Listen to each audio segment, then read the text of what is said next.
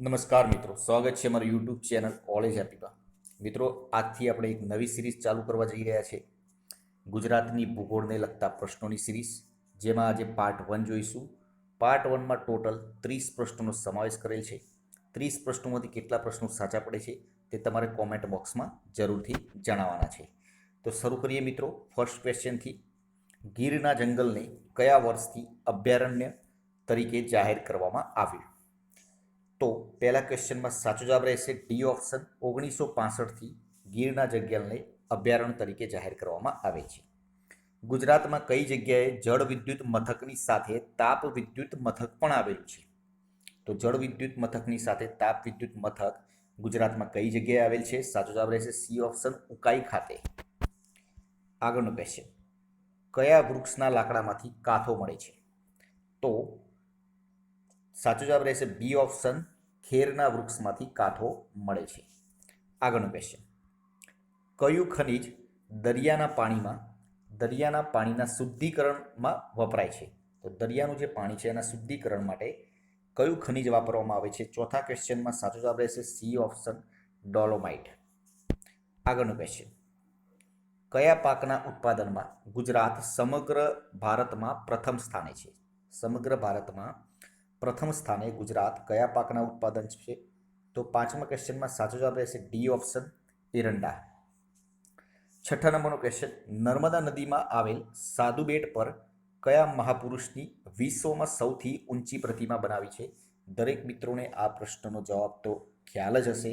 સરદાર વલ્લભભાઈ પટેલની મહાપુરુષની વિશ્વમાં ઊંચી પ્રતિમા બનાવેલી છે.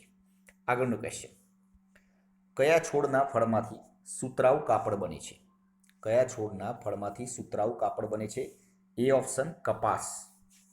આગળનો ક્વેશ્ચન, ખરીફ પાકની લણણી કયા માસ દરમિયાન કરવામાં આવે છે?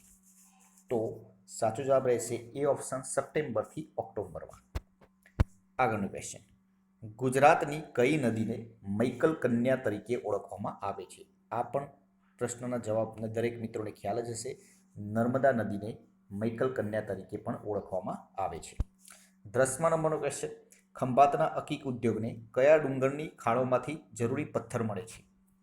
તો સી ઓપ્શન સાચો જવાબ રહેશે, રાજપીપળાના ડુંગરની ખાણોમાંથી જરૂરી પથ્થર ખંભાતના અકીક ઉદ્યોગને મળી રહે છે. 11મા નંબરનો ક્વેશ્ચન, ગુજરાતમાં સૌથી મોટો સોલાર પાવર પ્લાન્ટ ક્યાં આવેલો છે? તો ગુજરાતનો સૌથી મોટો સોલાર પાવર પ્લાન્ટ ચારણકા ખાતે આવેલ છે, એટલે કે બી ઓપ્શન સાચો જવાબ રહેશે. ગુજરાતમાં બોક્સાઇટ સૌથી મોટા પ્રમાણમાં ક્યાં મળી આવે છે?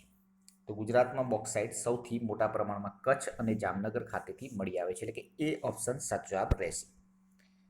નીચેનામાંથી કઈ સંસ્થા કૃષિ ક્ષેત્ર સાથે સંકળાયેલ નથી? તો કઈ સંસ્થા કૃષિ ક્ષેત્ર સાથે સંકળાયેલ નથી? C option, ATIRA. એટલે કે આ ત્રણ જે છે એ કૃષિ સાથે સંકળાયેલ છે. ગ્રોફેટ, પછી ગુજકોમસોલ અને એનડીડીબી, આ ત્રણે કૃષિ સાથે સંકળાયેલ છે. સી ઓપ્શન, કૃષિ સાથે સંકળાયેલ નથી. 14મા નંબરનો ક્વેશ્ચન, નીચેના પૈકી કયા સ્થળે સૂર્યોદય સૌથી વહેલો થશે? સૂર્યોદય સૌથી વહેલો આ ચાર ઓપ્શનમાંથી કયા સ્થળે થશે? 14મા ક્વેશ્ચનમાં સાચો જવાબ રહેશે ડી ઓપ્શન, સોલાપુર ખાતે. ગુજરાતના કાઠિયાવાડ વિસ્તારમાં નીચેના પૈકી કયા પ્રકારના જળ પરિવાહ જોવા મળે છે? કયા પ્રકારના જળ પરિવાહ કાઠિયાવાડ વિસ્તારમાં જોવા મળે છે? 15મા ક્વેશ્ચનમાં સાચો જવાબ રહેશે ડી ઓપ્શન, ત્રિજ્યા આકારના. ગુજરાતના દરિયા કિનારે નવા બંદરોના વિકાસ માટે ગુજરાત મેરીટાઈમ બોર્ડે કોની સાથે સમજૂતી કરી? તો 16મા ક્વેશ્ચનમાં સાચો જવાબ રહેશે એ ઓપ્શન, રોટરડોમ પોર્ટ સાથે સમજૂતી કરેલી છે. 17મો ક્વેશ્ચન, ગુજરાતમાંથી દેશના અન્ય ભાગમાં જતી લાંબા અંતરની ટ્રેન કઈ છે? તો ગુજરાતમાંથી દેશના અન્ય ભાગમાં જતી લાંબી અંતરની ટ્રેન સી ઓપ્શન, ઓખાથી રામેશ્વર, એટલે કે સી ઓપ્શન સાચો જવાબ રહેશે. કેન્દ્રીય મૃદા લવણના સંશોધન સંસ્થાન સેન્ટ્રલ સોઇલ સેલિનિટી રિસર્ચ ઇન્સ્ટિટ્યૂટનું ગુજરાતમાં પ્રાદેશિક કેન્દ્ર ક્યાં આવેલું છે? 18મા ક્વેશ્ચનમાં સાચો જવાબ રહેશે બી ઓપ્શન ભરૂચ ખાતે. ગુજરાતના અર્થતંત્રમાં કયું ક્ષેત્ર સૌથી વધુ યોગદાન આપે છે? દ્વિતીય ક્ષેત્ર સૌથી વધુ યોગદાન આપે છે. Gujarat international finance tech city એટલે કે ગિફ્ટ સિટી ગાંધીનગર ખાતે માનદ વાણિજ્ય દૂતાવાસ કોન્સ્યુલેટ ઓફિસ ખોલનાર પ્રથમ દેશ કયો છે? તો કયો છે પ્રથમ દેશ? સી ઓપ્શન સાચો જવાબ રહેશે બેલ્જિયમ. સરદાર સરોવર ડેમ ખાતે કુલ સ્થાપિત ઉર્જા ક્ષમતા કેટલી છે? ડી ઓપ્શન સાચો જવાબ રહેશે 1450 મેગાવોટ. ગુજરાતમાં ડાયનાસોરના અસ્મિઓ ક્યાં મળી આવે છે? તો ગુજરાતમાં ડાયનાસોરના અસ્મિઓ બાલાસિનોર ખાતે એટલે કે બાલાસિનોરનું રૈયાલી ગામ છે ત્યાંથી ડાયનાસોરના અસ્મિઓ મળી આવેલ છે. છારી દંડ જળપ્લાવિત ભૂમિ સંરક્ષિત અભયારણ્ય રિઝર્વ ક્યાં આવેલ છે? 23મા નંબરના ક્વેશ્ચનમાં સાચો જવાબ રહેશે બી ઓપ્શન ગુજરાત ખાતે.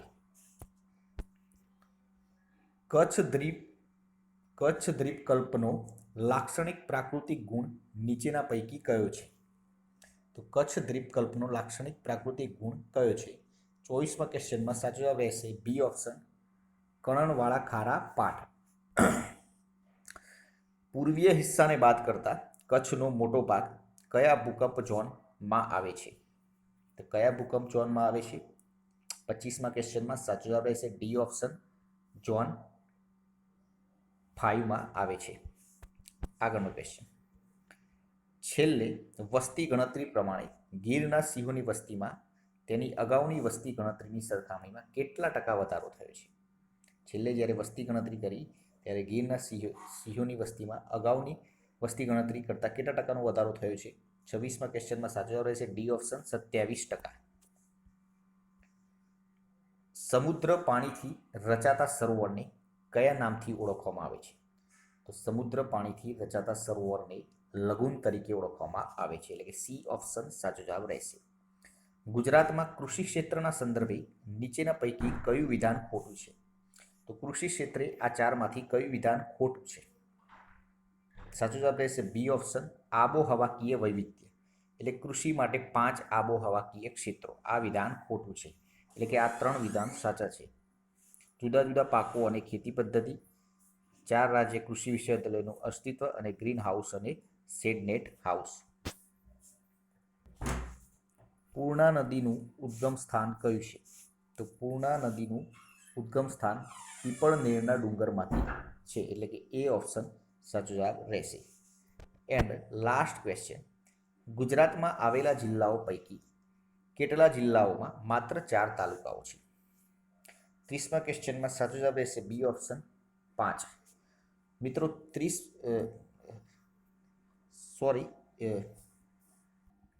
અને હા મિત્રો, આ 31 નંબરનો જે ક્વેશ્ચન છે આનો જવાબ તમારે કોમેન્ટ બોક્સમાં આપવાનો છે. ભારતના પશ્ચિમ કિનારે માનામેક્સ જહાજો માત્ર ખાલી જગ્યા બંદરે જ લાંગરી શકે છે. 4 ઓપ્શનમાંથી કયો જવાબ સાચો આવે કોમેન્ટ બોક્સમાં જણાવવાનો છે અને 30 પ્રશ્નોમાંથી કેટલા પ્રશ્નો સાચા પડ્યા એ પણ કોમેન્ટ બોક્સમાં જરૂરથી જણાવજો.